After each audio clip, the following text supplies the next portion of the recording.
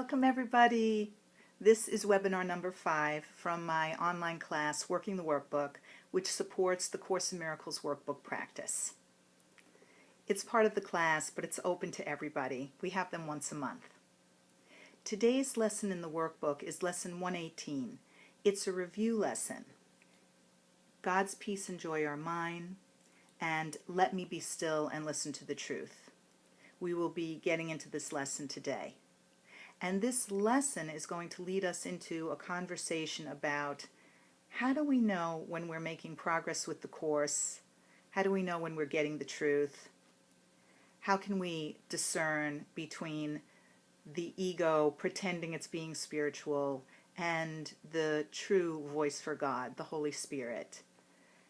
And we will also do a holy instant meditation, which I like to call listening.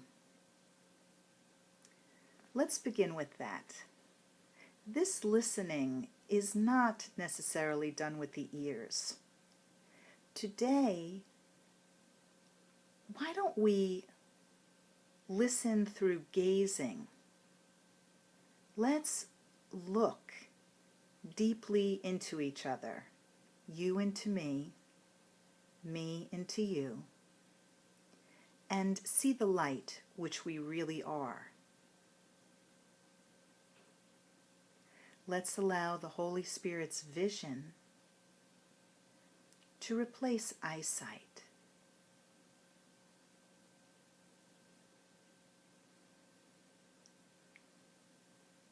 How do we do this? Simply by being willing,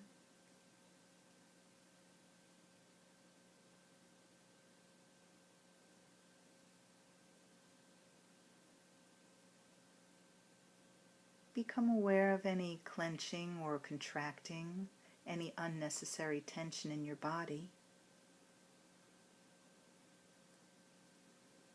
and let it go. The breath usually helps with that.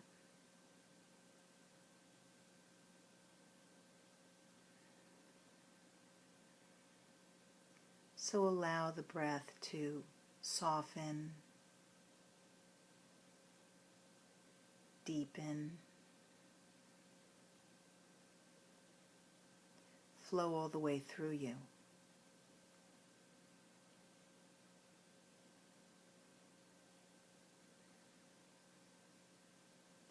I am you. You are me.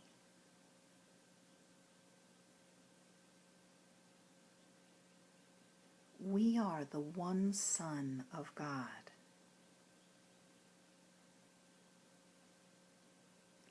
There is no point at which the Father ends and the Son begins.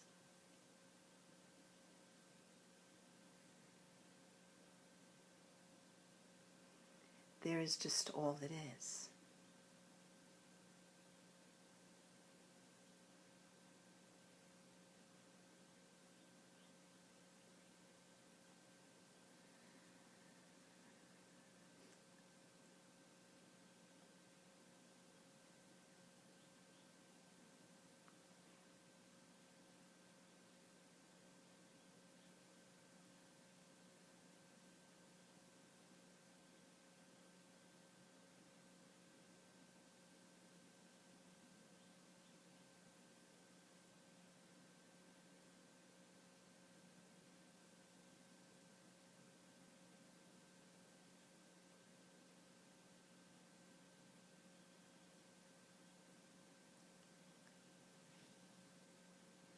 Coming back now.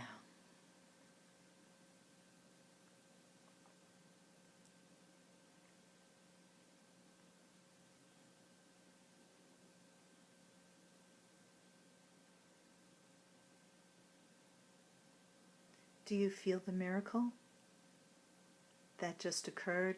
The shift in perception from the noisiness of the ego to the stillness of truth?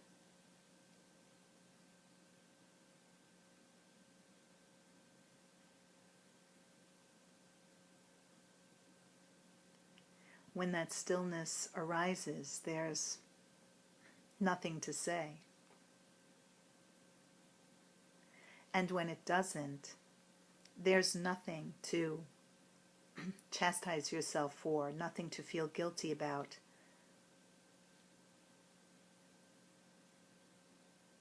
Just allow that it seems as though nothing happened, and trust that something did.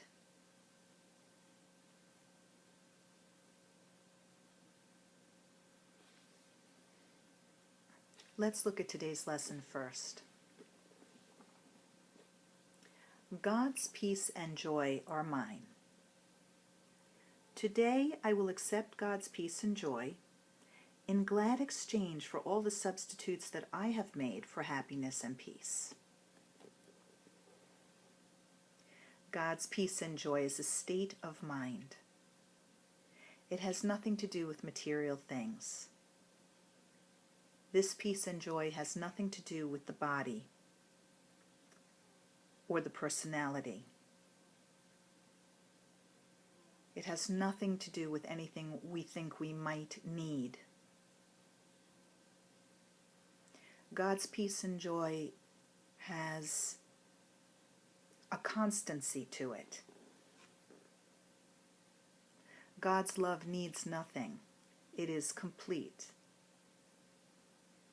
And completion overflows naturally with wholeness.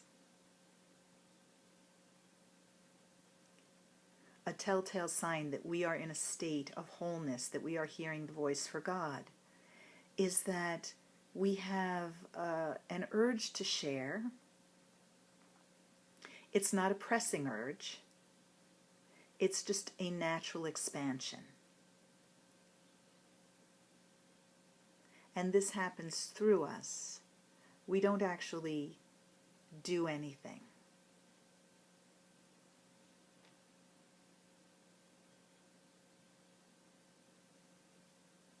Ego happiness comes with highs and lows.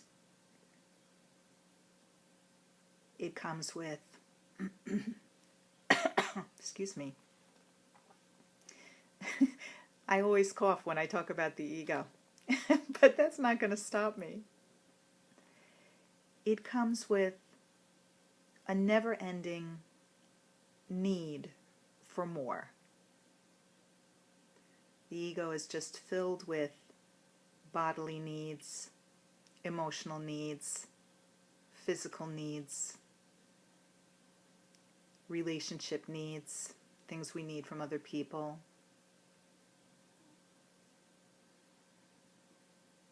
None of that is going on in the mind of God.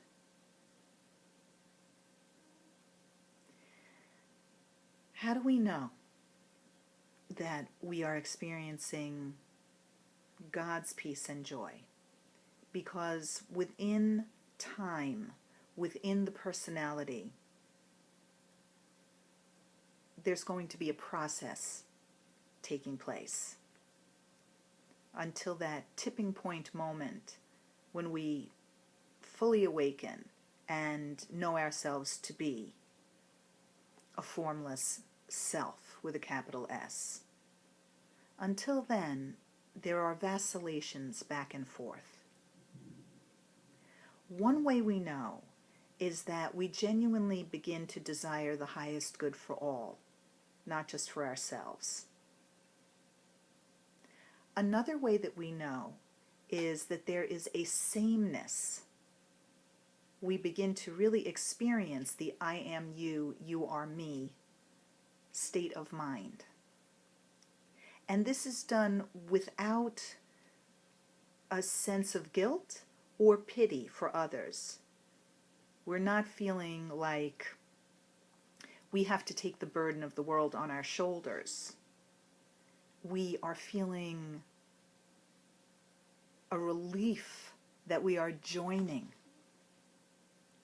in a new experience of knowing ourselves to be one with everyone on this planet.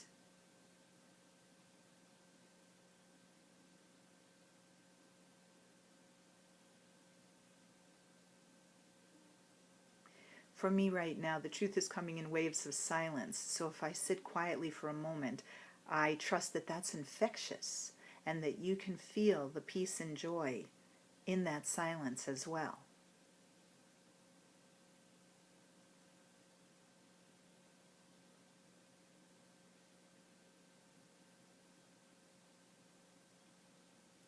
The second half of this lesson reviews, let me be still and listen to the truth.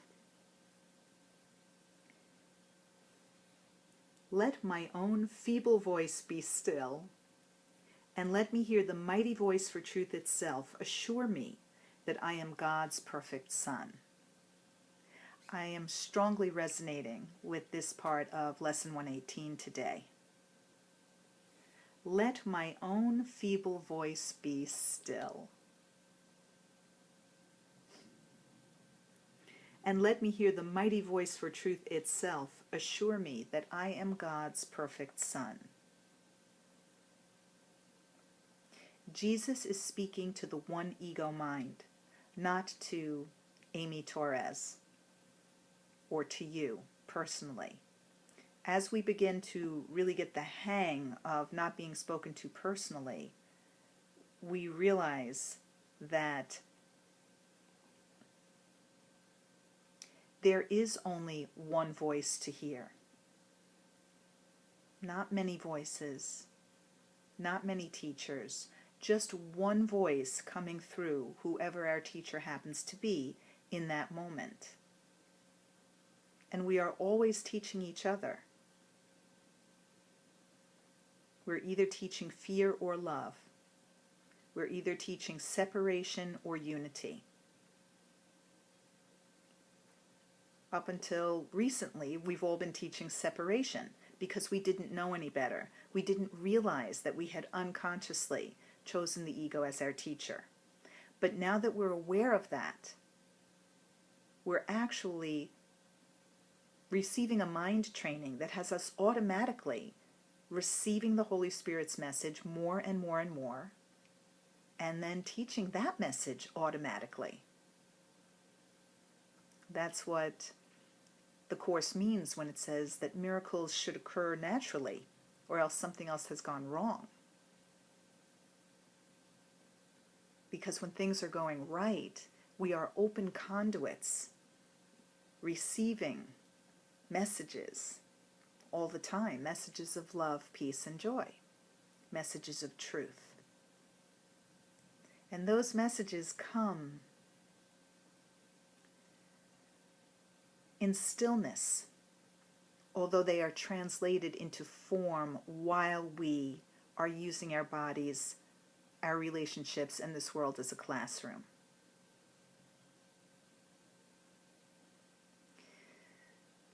Recently, a student of mine asked me if I am in a constant state of peace.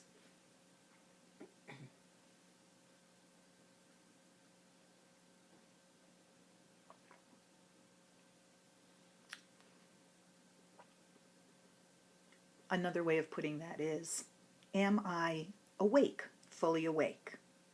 And the answer is no. I am not fully awake. And I am not in a constant state of peace. But I will tell you this. I have a state of mind that is consistently excellent, no matter what my personality seems to be going through. So some telltale signs that we are really taking direction is that we become lucid dreamers. We're constantly aware all day long that this is a dream. One way I knew that I was doing that successfully was I kept using the word seeming. This seeming body. I seem to be angry at this other person. I seem to be feeling attacked right now. I would own what the mechanics of Amy's ego thought system was doing. I would look at it with Jesus, with the Holy Spirit, and say, wow, I really seem to be triggered by that remark, by that event. right now. And I would return to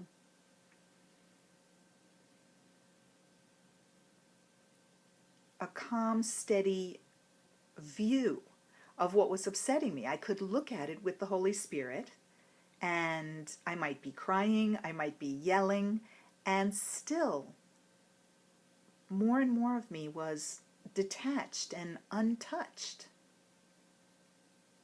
Knew that there was no need for my fear, for my agitation. There was no need. And that has become a constant state with me. And when I'm thrown off balance, returning to center happens so quickly. And I can stop on a dime if someone points out to me or I point out to myself, the only reason I'm upset right now is because I believe I've separated from God. I know that all my upsets are ridiculous. At the same time, I have a great compassion for myself. And I guess by that I mean I don't feel guilty that I have strong emotions sweep through me at times. That's just the way it is, having a human experience. In the past, I would have tried to be a perfect course student.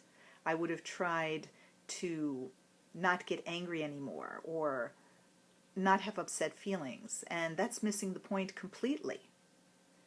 Being a perfect course student is just bringing our upset to the Holy Spirit and saying, help me see this again. Remind me again that this isn't real.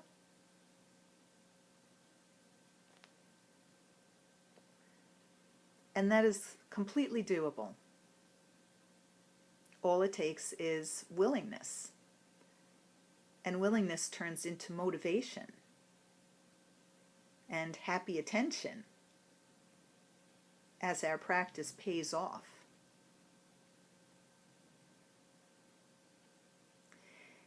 In a previous webinar, I mentioned that I did a lot of work, a lot of processing of my emotional pain, a lot of crying, a lot of personal disappointments and failures and a sense of pain that I had worked through. But I don't know that I spoke at that time about how I actively worked it through, that I was in therapy, that I was reading self-help books, that I was attracted to certain spiritual teachers and I went and practiced with them. I was doing yoga. And for whatever reason, in this lifetime, in this dream of being Amy, I had a good attitude that everything I was doing was helping me, even if I couldn't see the outcome. That is a very helpful attitude to have with A Course in Miracles, especially when we're doing the workbook. Jesus assures us that every attempt we make inevitably is met with great love and assistance. And if we're not aware of it at the time, we have to trust.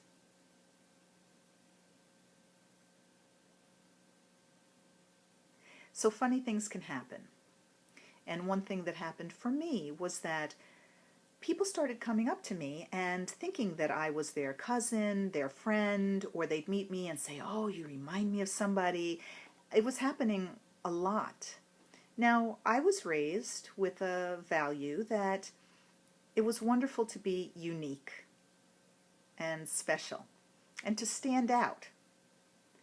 And I bought into that value for a while. Then, at some point in time, that began to feel lonely. And I noticed that I really wanted to be One of the group is how the words formed in my mind. And then, at some point after that, I participated in a psychotherapy group as a client. And I still felt like an outsider while I was in that group. And so did other people in the group. It turned out that feeling like an outsider was a pretty common experience. And I had this feeling that nobody really understood me and nobody really wanted to take the time to listen to me very well, to thoroughly understand how I felt about things. But I needed them to, because I had this tendency to sign the confession even though I had not committed the crime. What does that mean? It means that I thought I was guilty of something. I was living with what we all live with, existential guilt. Guilt just because we're alive. I wasn't a course student yet, and I didn't realize yet that that is a telltale sign of the ego. But I did know after a while that I wasn't always guilty of what I was admitting to. So if somebody in the group accused me of being deliberately inconsiderate towards them, I would apologize right away. I'm so sorry, I didn't mean that, I would hate for you to feel that way. And it took a while to get to know myself well enough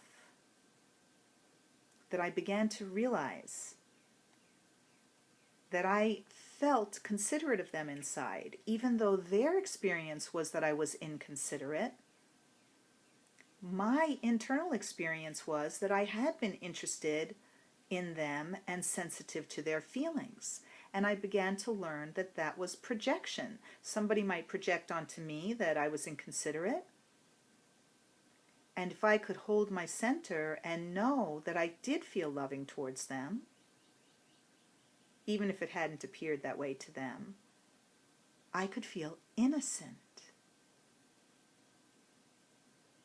And it worked the other way. I began to notice my projections. Maybe I thought that they were selfish or unfeeling. And maybe that is not their internal experience or what they were going through. And I began to own that I was projecting that out of my own sense of need. And then I found out more about what my needs were. And I felt ashamed that I had needs. And after a while, I learned that everyone has emotional needs as a human being. And that that's acceptable. That's the way it is. And I was able to dissolve that shame and begin to feel innocent. That, of course, I have needs. Everyone has needs. This was huge, a huge shift in perception for me. These were miracles that were occurring in my life because I was taking steps to heal psychologically, before I had a spiritual life. When I got to A Course in Miracles, I saw that all of this had been preparation for me stepping into this path. And while I was in this group therapy, one day, somebody who, I don't think I even liked this person, I don't really remember, but somebody was absent from the group, and we were aware of this person's absence.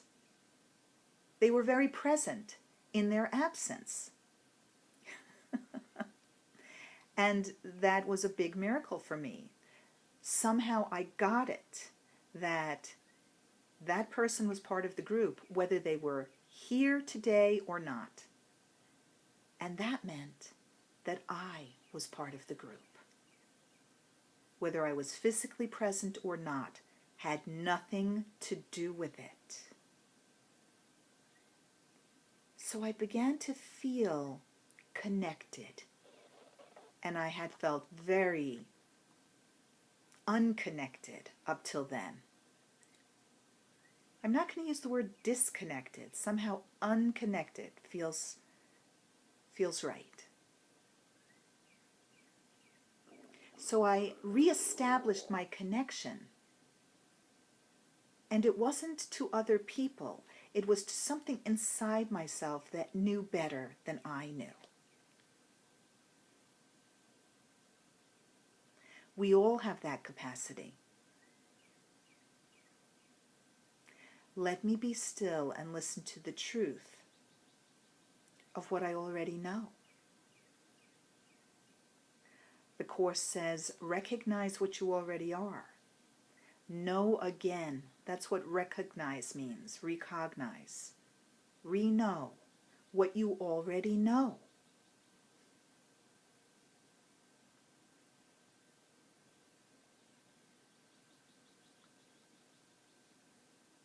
Notice these things in your life. Things like suddenly everybody recognizes you. You look like somebody's mother, sister, cousin, friend. Notice if you have some experience, like mine, feeling that I'm not part of the group, and then a complete shift in perception from one moment to the next. Now I get it. I'm part of the group. And what comes with that is an unburdening, a relaxing, a sense of being lifted up a little, of being helped.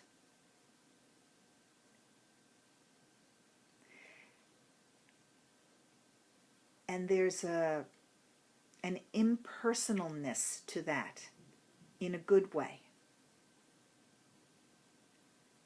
This is how we know it's the Holy Spirit.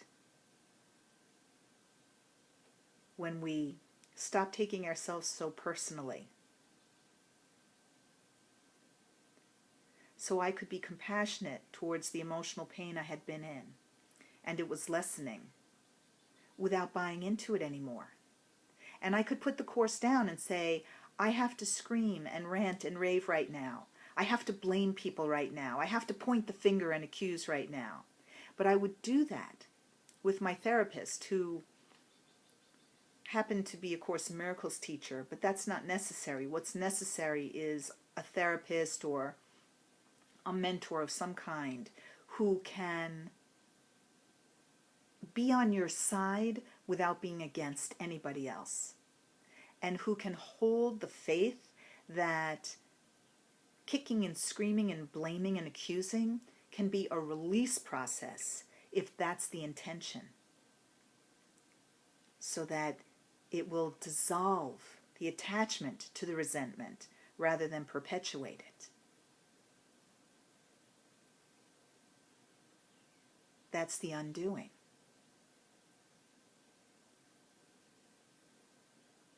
And I noticed that I became far more accepting and patient. And I had had a great impatience.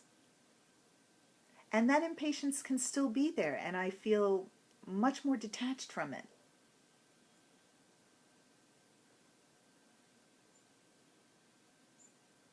There were things I always used to remember and pay attention to. People's names, all sorts of details that at the time seemed very loving. And now, that's not important. What's important is tapping into God's love in the present moment.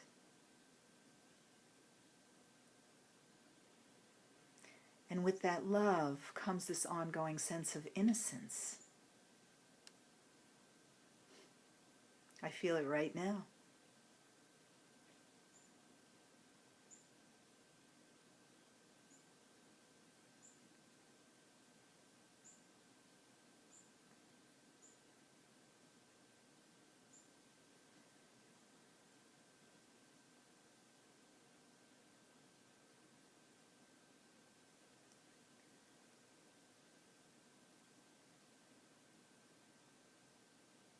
How do we open to become a great transmitter, very receptive to receiving God's message, and very clear to transmitting his message, which is the same as being a conduit for miracles. How do we do that? We do it through a process of elimination. We peel away the veils. And this becomes,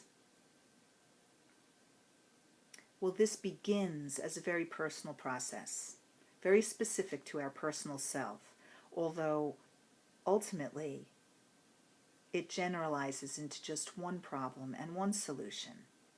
And the one problem is always this tiny mad idea that we separated from God's mind. The problem is that we take it seriously. And the solution is returning to that decision-making point in the mind where we paid attention to that thought and believed in it, and laughing and joining with the Holy Spirit and saying, I choose again. I choose to see this differently. This is nonsense. And even though I'm still, for the most part, in the ego dream, sort of paralyzed and hypnotized by it, I am now aware that I am paralyzed and hypnotized. I am now aware that I've been hallucinating and delusional. I am now aware that this is insane to take this idea seriously. And I am ready to awaken. And even if I'm not completely ready, I am willing to awaken. And that's plenty. Again, with this sense of innocence, I'll share with you that I think it was in the 1990s, Jodie Foster got an Academy Award, I think it was. I really didn't watch movies, and I never watched the Oscars, but I think it's the Oscars, but that night I was at home watching it alone.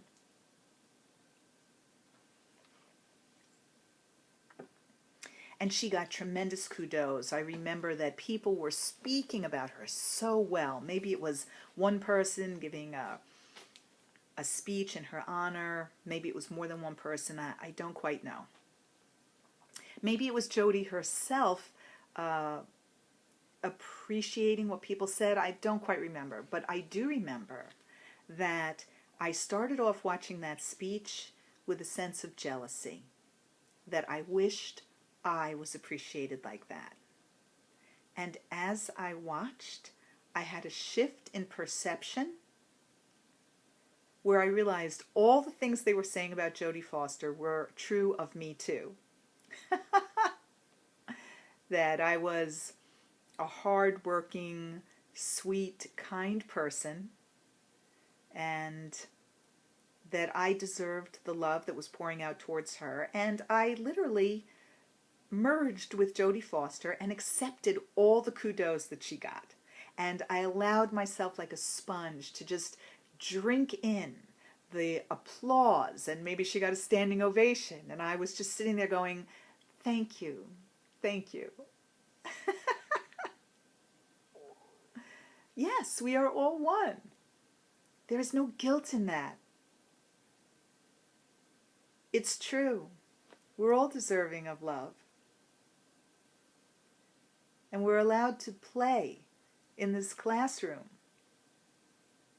and use shape-shifting to heal for the highest good of all. So when I say I'm not awake, I'm on my way to awakening. One way I know that is that any given moment of my day is the best moment of my life. This is the best moment of my life right now. Sitting here with you, slowed down enough to let the message pour through me at its own pace, flicking away unnecessary ego thoughts like, you should be reading from A Course in Miracles. If that's meant to be, it will be. I'm taking my orders from the boss.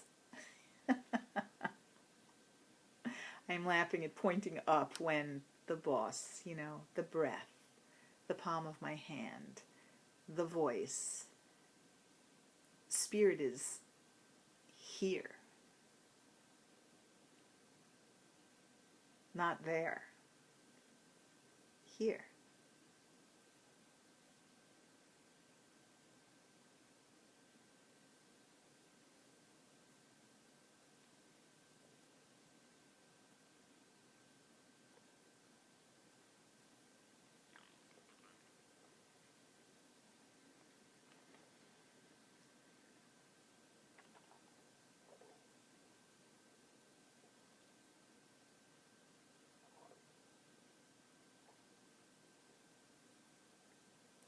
Before I begin these webinars, I always play some music and dance around.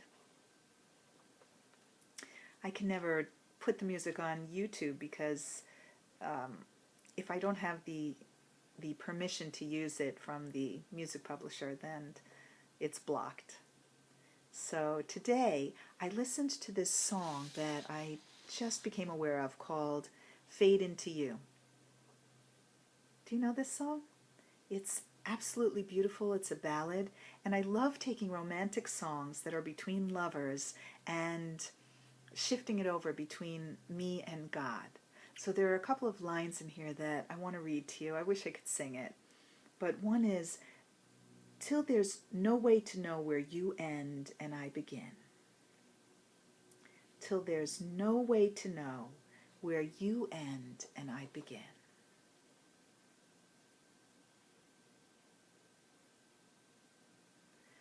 That's be still and listen to the truth.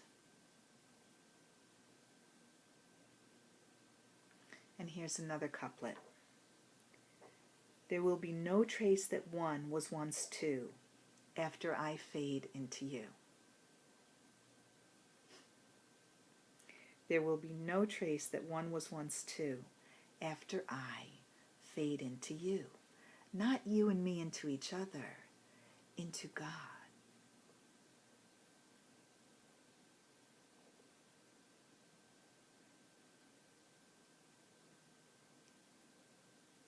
Can you feel how immediate the shift from talking is to quiet?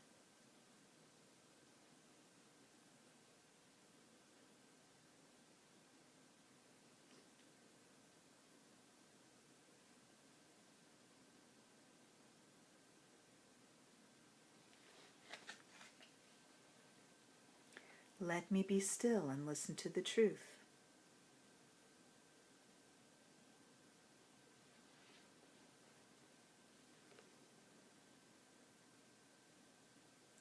This is what the ego is afraid of.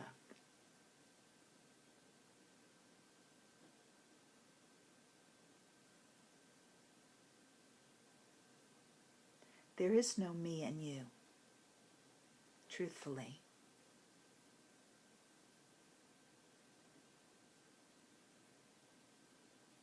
Often the bridge is a big hint from the breath. The breath is an invisible reminder that life force energy is unseen.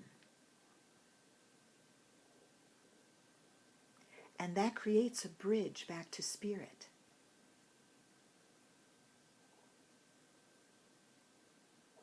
Many, many of us have a constricted breath. We don't even know how to expand the breath because our muscles in our chest have become little hard knots from a lifetime spent not breathing. When we're afraid, one way to seemingly lessen fear is to clamp, to hold the breath, to block the experience that way.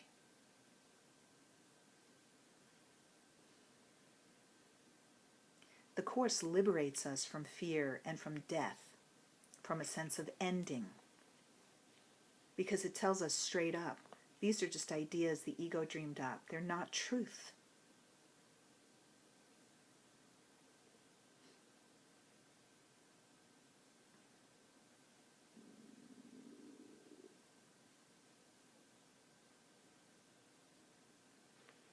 see.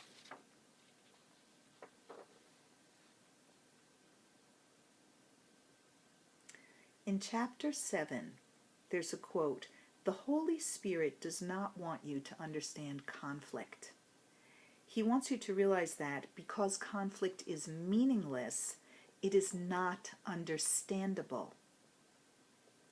As I have already said," that's Jesus talking, "understanding brings appreciation, and appreciation brings love. Nothing else can be understood because nothing else is real, and therefore nothing else has meaning." This relates back to me sharing that in therapy I let out a lot of feelings, a lot of blame, a lot of sense of victimization, of having been hurt by people, neglected, a sense of unworthiness. But after a while, I didn't need to understand why. I did not need to understand why the story had played out the way it did, why people seemingly treated me the way they did, why I reacted the way I did. I didn't need to understand why. Why is an ego question. It's a wild goose chase. All I needed to do was release the blockages, release the energy that said that I was weak and small and capable of being harmed.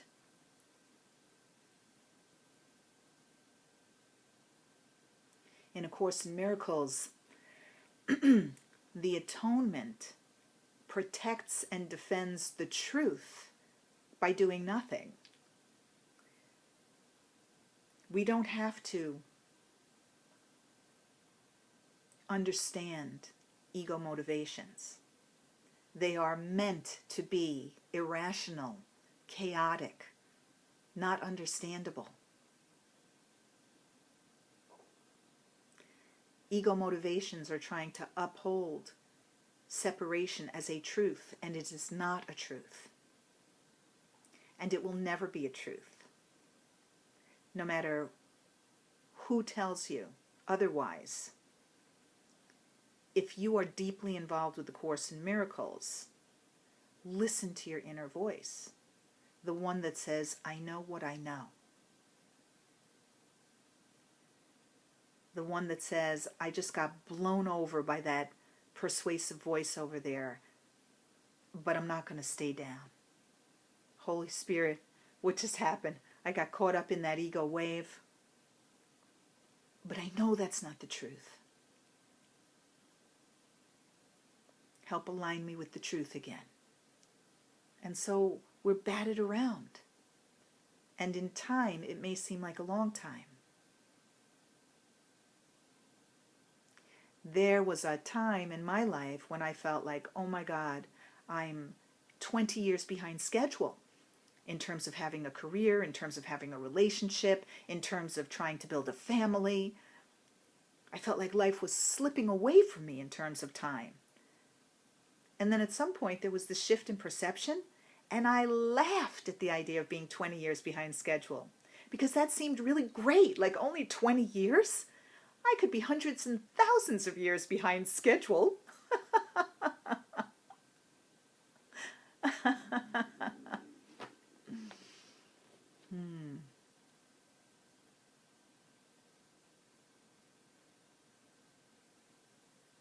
There is nothing to accomplish.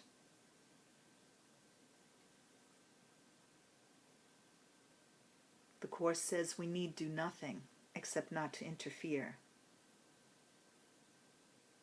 That's why when Course students say, well, if we need do nothing, what's the point of life?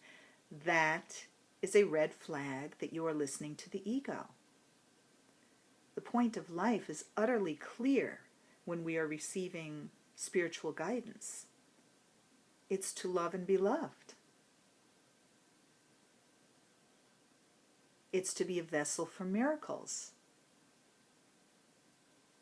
It's to experience God's message of loving light pouring through us and receiving the healing over and over again as we radiate that loving light to others.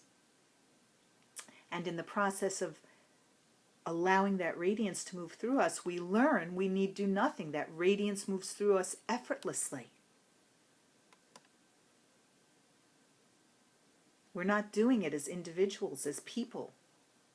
Radiance is moving through us. That's the truth. And we avoid this truth by being afraid to look within. Let's read a little from a section called The Fear to Look Within in chapter 21. Remember that the ego is not alone. Its rule is tempered, and its unknown quote-unquote enemy, whom it cannot even see, it fears. The ego is not alone because the Holy Spirit is with us at all times, and the ego considers the Holy Spirit, the memory of God, its enemy. Loudly, the ego tells you not to look inward, for if you do, your eyes will light on sin, and God will strike you blind. This you believe, and so you do not look. But listen to what comes next. Yet this is not the ego's hidden fear, nor yours who serve it, meaning we listen to the ego. Loudly indeed, the ego claims it is, too loudly and too often. For underneath this constant shout and frantic proclamation, the ego is not certain it is so. Beneath your fear to look within because of sin is yet another fear, and one which makes the ego tremble. So we're being told that the ego tells us not to look within because we've sinned and God will punish us. But that beneath this reason for not looking within, there is actually another, more terrifying reason for the ego to prevent us from looking within. Let's read a little further.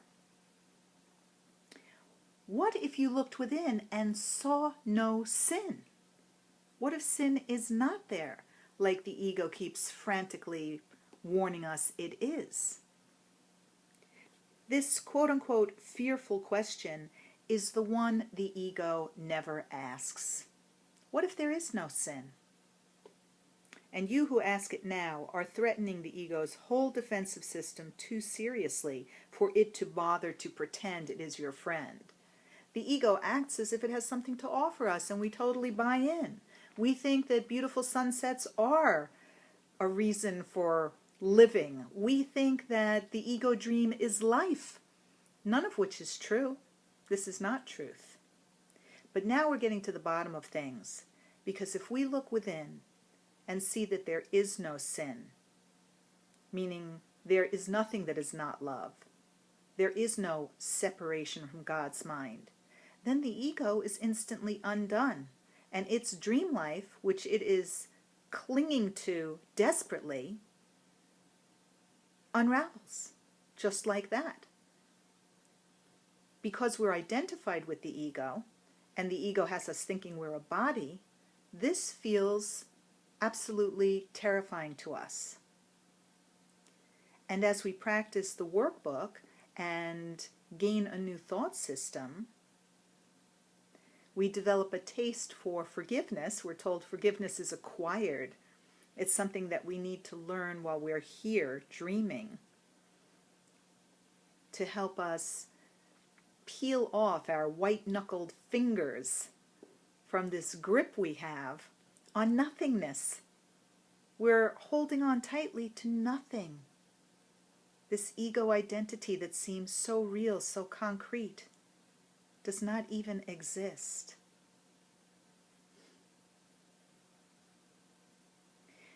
Let's turn now to a section in the last chapter in the text, section 2, Walking with Christ, and learn more about what happens when we are still for an instant.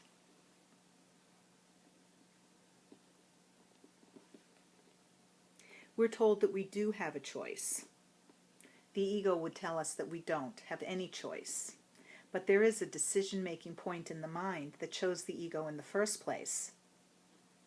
And now we do have the ability to choose again, to choose to laugh at the ego's nonsense, to choose to follow the memory of God within us, which is leading us back home.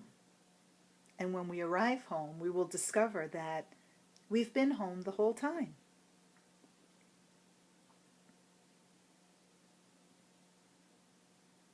So it says, when we listen to this other voice, the voice of the Holy Spirit, that's when we'll find salvation. And the way we do this is by seeing the light in our brother. So if other people seem to behave badly, we begin to know that that is a call for love. And no matter what their behavior is like, we realize that it is simply fear that drives people to be in a state of conflict. And the same goes for us. So whoever is most fearful is in need of a miracle at that moment. And the miracle occurs when we use any scary situation to help remind us to turn to the Holy Spirit in our mind and choose His guidance. Help me see this situation through your eyes. Help me relate to this person your way. And this can become an ongoing habit.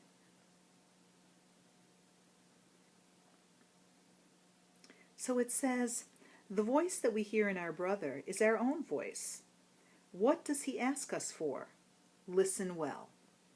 For he is asking what will come to you. Because you see an image of yourself and hear your voice requesting what you want. Before you answer your brother, if you're in a situation that seems upsetting to you, pause to think of this. And we're given a little prayer. The answer that I give my brother is what I am asking for. And what I learn of him is what I learn about myself. So if we are trigger happy and say something nasty back to somebody who seems to be arguing with us, then we have seen a fear-based world and we have chosen the ego as our teacher in that split second where it seemed like we didn't have a choice. But the minute we catch ourselves, we can remind ourselves, whether my brother knows it or not, he's calling for love, he's in a state of fear, and I am not going to enter a state of fear as well. I am not interested in being in a state of conflict. What I am now interested in, the thought system that I choose to follow, is one of joining and union and the extension of love.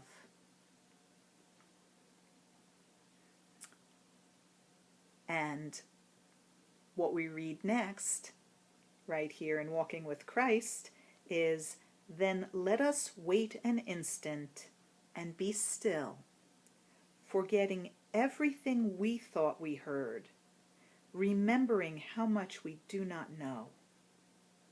This brother neither leads nor follows us, but walks beside us on the self-same road. And Jesus has already told us that we need to be walking beside him, not behind him. Yes, following his good guidance, but realizing that we are equals. He is like us, our brother, as near or far away from what we want as we will let him be. We make no gains he does not make with us, and we fall back if he does not advance. Take not his hand in anger, but in love, for in his progress do you count your own. And we go separately along the way, unless you keep him safely by your side. So now we're putting the spiritual principle, giving is receiving, into action. What we give our brother, what we see in our brother, is what we receive. Because your brother is your equal in God's love, you will be saved from all appearances and answer to the Christ who calls to you. Be still and listen.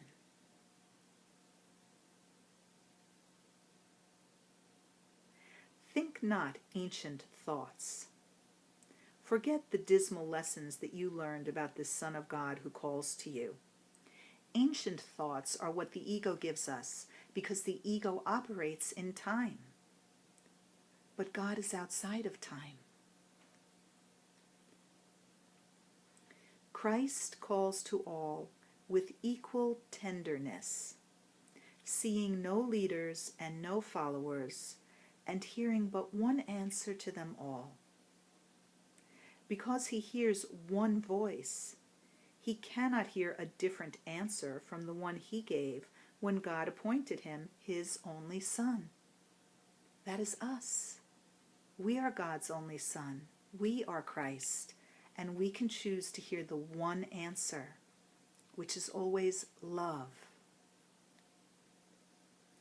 Be very still an instant.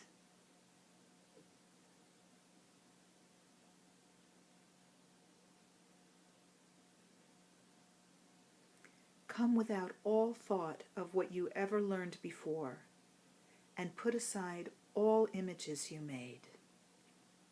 The old will fall away before the new, without your opposition or intent. There will be no attack upon the things you thought you were precious and in need of care. There will be no assault upon your wish to hear a call that never has been made. Nothing will hurt you in this holy place, to which you come to listen silently and learn the truth of what you really want. Everything in the workbook is supported by the text and the manual for teachers.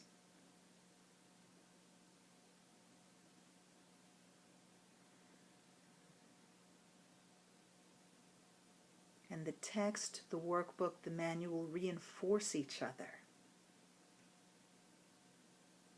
The text can be used as a workbook if we apply it in the moment. If we read something like this and say, I'm going to listen silently right now.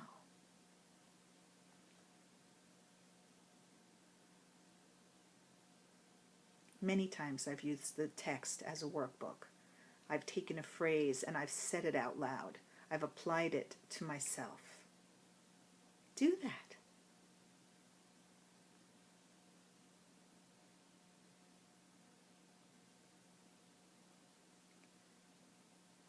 In work in the workbook, I often provide a reference to the text or the manual that goes with the workbook lesson.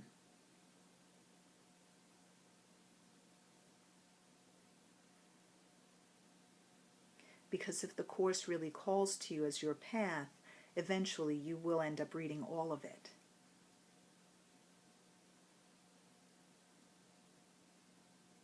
A Course in Miracles of itself is no more important than any other path or than as a pointer, a tool to help us realize a few things. Realize that we've been deluded. Realize that there's hope, that there's still a chance for us to realize the truth. To be comforted that no one is left behind. Inevitably, all of us awaken at some point. And that if this is our path, to use it.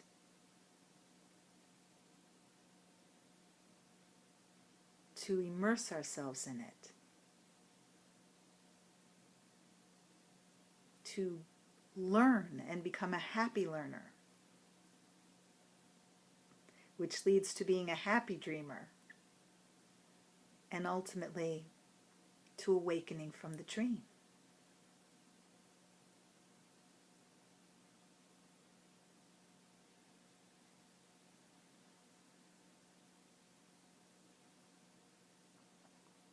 Let's sit quietly together to conclude Webinar 5.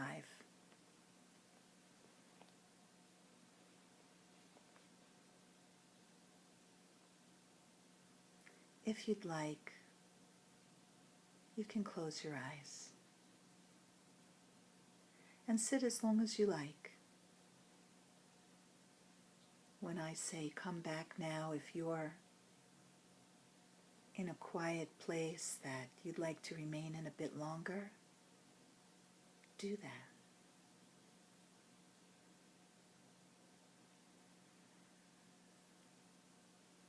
Know that right now, Jesus is with us. We are the Christ. We are together.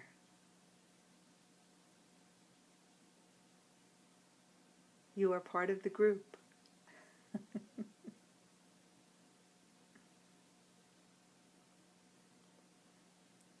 Open your mind. Open your heart. Open your hands to receive the message of oneness and wholeness and love, peace and joy, which you really are right now.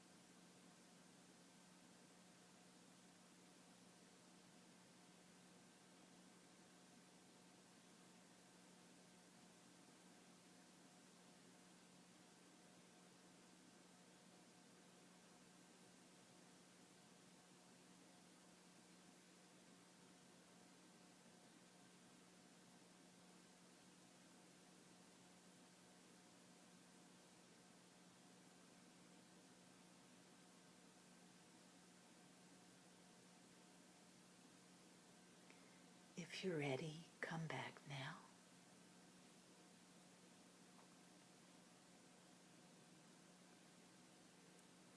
Until the next time, namaste.